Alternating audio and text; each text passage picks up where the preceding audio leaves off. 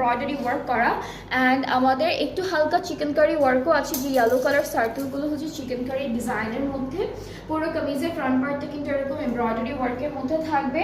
নেকের জন্য একটা নাইস প্যানেল দিয়েছি, খুব সিম্পল একটা এমব্রয়ডারি করা প্যানেল আমরা নেকে বসাবো।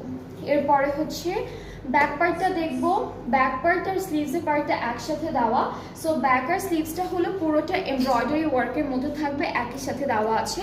নেক্সট আমরা দেখবো আমাদের দুপাট্টা। এই ড্রেসটার দুপাট্টাও কিন্তু শিফনের মধ্যে। হ্যাঁ, আজকে আমরা খুব সুন্দর একটা এমব্রয়ডারি কালেকশন দেখছি, যেটা হচ্ছে শুরু থেকে।